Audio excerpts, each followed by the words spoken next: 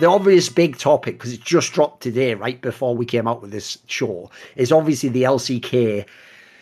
I'll just say shenanigans, because what they've done basically, as far as I can tell, this is classic, like right within the fucking wheelhouse of everything I've seen in League of Legends as well. Yeah. Is they come out with all these different, like, fucking Orwellian terms for what each of these things is. And they've purposely done it where, in classic, like, modern dystopian nightmare fashion, what you do is, when you've got a clause that really is like, the clause fuck a young guy who's never made it in his career, you call that the, like, preventing young guys from getting fucked by evil people in esports clause. Like, they always do that. Like, whenever the clause is the opposite in it. Like, this looks really egregious.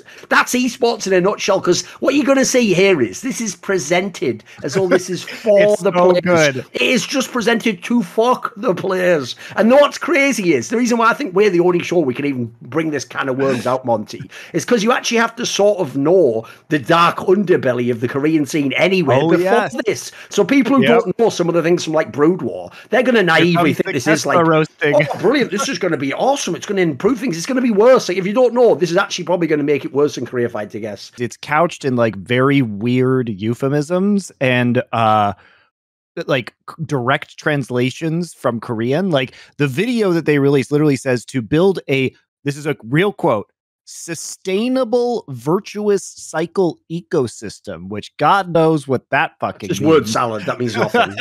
That means nothing. Might mean, it's a direct translation of something in Korean that might mean something. Now, we're a general warning sign. Here's a red flag for esports industry. As soon as they use the word sustainable, they are almost certainly a crook or a liar. Because think about this logically, right? The word sustainable, you know, from the game League of Legends, sustain, it implies that you can take something back and continue, right? How could you ever, in an industry where you lose millions and millions, just by losing a little bit less, how would that sustain you? By definition, it wouldn't sustain you. You are still losing. So anytime that term's used, by the way, be very wary, because it's never used, I'll notice, by the cool people. It's always used in like, because what they're trying to imply there, by the way, I'll tell you what the translation of sustainable is. Like, let me do this thing or I'm losing more money. That's what they really mean. Like, they don't mean anything on your behalf or sustaining all of it. Because that makes it sound like we're in some fucking, we gotta have a sustainable source of energy and food for our new commune of League of Legends. Like, what is that? It's nothing, is it? It's fucking business, for fuck's sake. Sports. So it's also, you have to ask the question, sustainable for whom? And the answer is for the franchised LCK teams. There's so many potential issues with this, and the devil is in the details. So there are some things that will make this okay, but the fact that LCK has not released these details makes me incredibly suspicious, because if they were proud of how they're protecting the players, I would assume they would announce that with the announcement, but it seems like they're trying to cover up a bunch of bullshit underneath this. Why is it that all of a sudden you got this opportunity, and how do you feel about your current level of skill? I'm very confident in what I'm able to do. I think I'm definitely like a top player, at least for top lane in the league. So now whenever I play on stage, like, I'm just very confident and actually just winning the game and getting like wins against EG, against TL. It's just just proves that point, like, we can compete. And my goal personally in this is to make it to Worlds. And I think coaching actually has to do is a big part of like inspiring confidence within players. So I think on previous teams I've been on, it's like a personal coach in that regard, or like someone just look over you, like ask you how you're doing, would have been like really helpful in my early career. But I think that's something that can be improved within a lot of players, because I feel like they definitely miss out on that regard of just like getting help in terms of like what they actually need to improve on, instead of just like macro bullshit gameplay focused stuff, because I feel like that's not really what's going to make you better. It's just the individual stuff that you really need to work on. When it comes to CLG, like, there has been a lot of turnover in the past couple of years, and in terms of like the GM and management, and you guys have quite a few coaches at the current point in time. So when you talk about what's helping you from an organizational perspective, the CLG icon does look a little bit like some sort of like a recycling icon. What is the current structure of CLG? Yeah, I think we have 7 coaches in total, including Academy. So it's definitely a lot, like, compared to like pretty much any other team, right? Like, the structure of the team is like our main coaches will lead the review and stuff, and then after review, we'll just have like personal one-on-one with everyone. So I mean, I think it's a pretty good system. One thing I will say about the CLG turnover is that like I think this year it's like a completely different CLG compared to the past, because like everyone just got fired from like the last iteration, right? So there's like no remnants of like that CLG from the past. So when I joined CLG, I initially just viewed it as like, okay, I'm just joining a completely new team. It's not like what it was last year, where it's just like ninth, 10th, like really bad, no like goal in mind of what they wanted to do. Just so I just viewed it as going into like a brand new team, and it definitely is very welcoming. Like everyone's motivated. It's not like what I thought of CLG in the past when I was like playing against them or something like that. So definitely really nice to be here. Did you have any reluctance based on like, because it's pretty shocking? That's the way he said that. Like, you have to understand, fans. I'm just going to be me. I'm not going to censor myself. So all I'm going to say is, what I love about that is the way he was sort of like, you know, when I wasn't on CLG, obviously I used to think, what a bunch of fucking losers who never played. But now I joined the team, though. It's actually quite cool, you know, like they're welcoming. So the story this week is that Nongshim is about as high quality as the fast ramen that they produce.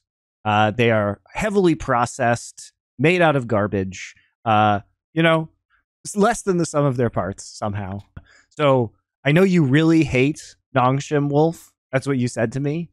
Well, I don't. Okay, with infinite passion.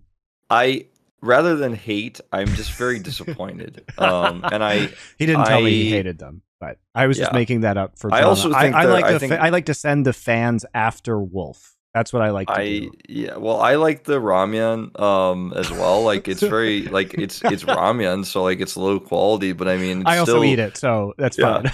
It gets it done sometimes. I do like Shin Ramen Black. I do. It's a guilty pleasure. So there you go, Nongshim. Your advertisement is working. Congratulations.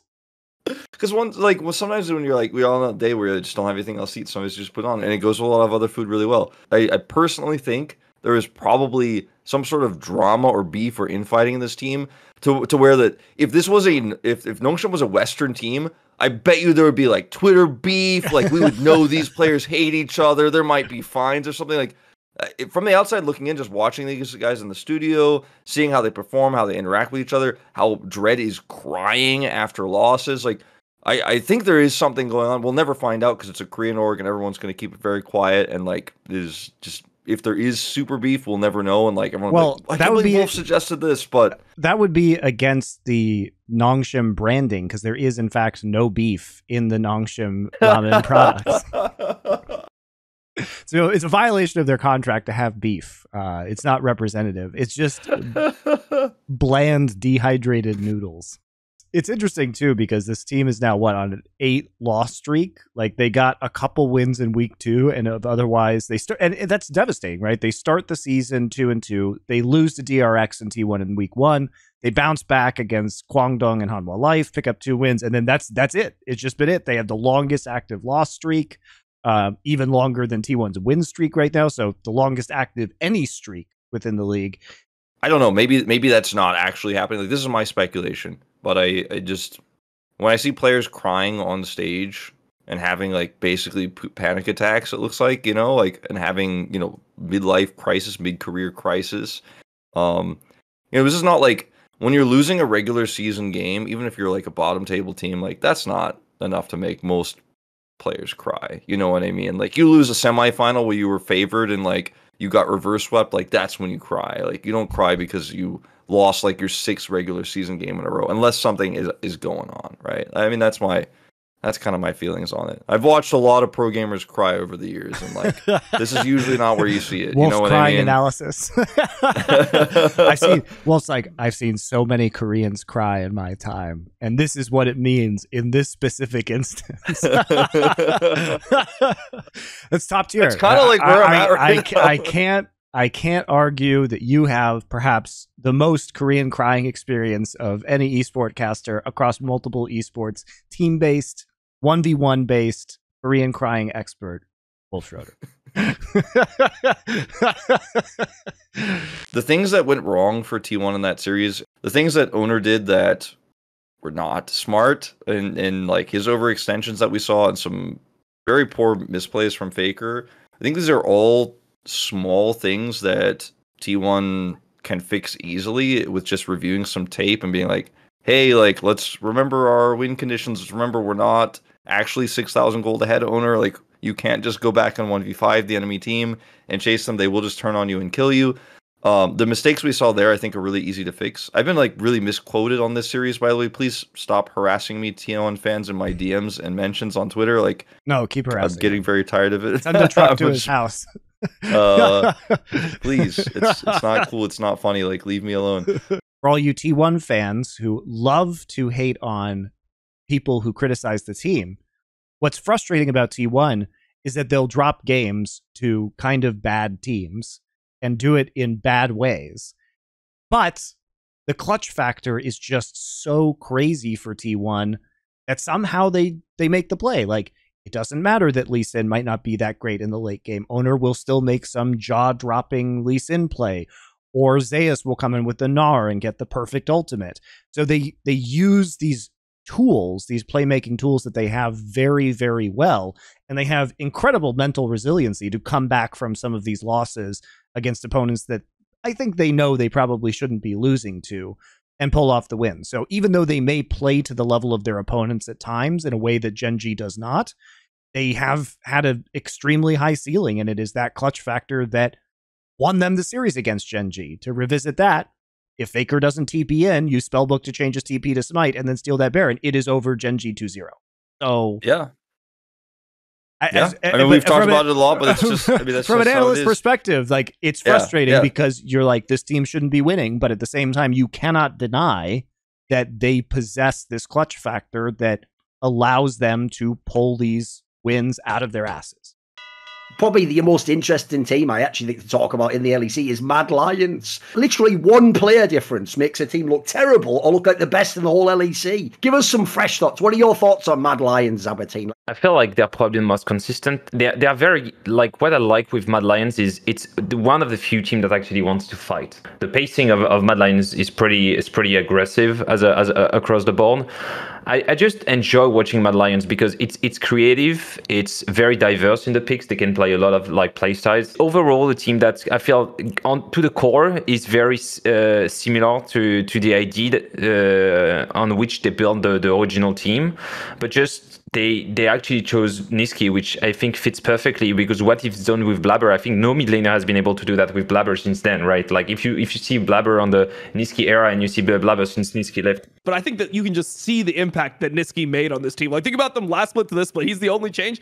It's literally the difference between not making playoffs and potentially being the #1 seed. Like, if that's not value, I don't know what is. I feel like Nisqy overall, because probably he's not like a single carry man in teams. He gets robbed of a lot of credit he deserves as a player because. I mean, if you take his track record, every single jungle he's played with has been showing insane performance. From Lyra to Blabber to Xerxes to Ilioya, right? Yeah, it's like scary, any mid laner. Last year it was who was it in jungle Fnatic? It was Whipple.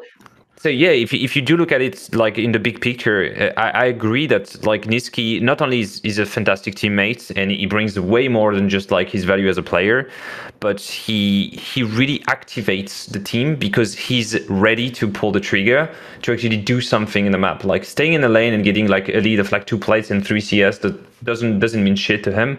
I don't know what the fuck is going on with them. It just feels like they will never be good at it because they don't have any player that instinctually understands it. And that's why the whole time everyone's been talking about Bo, because Bo looks like he'll at least just play the fucking game well enough. He has enough instincts for the game that it doesn't even matter what the rest of the team is fucking doing. Like you'll be drawn to that level of just like fighting. You know, you see somebody fighting, that's really easy. Have you watched this game? Because I've seen a clip of you on YouTube where you were speaking about him, but I don't know if you were like deep dive into his game. Like, is it that crazy? On FPX back in the day, yeah. So I mean, I watched all of his games live when he was with FPX. So I saw all of his competitive games, and I track him on solo queue. I released a solo queue VOD review of his videos. I've probably watched over 10 of his solo queue games, just like the really absurd ones. I've never seen anything like this. Like it's just fucking crazy. And you know, it's not one of those things where it's like, oh, he's only played solo queue. Let's see if he can back it up. No, he made fucking like the top level LPL junglers look fucking bad.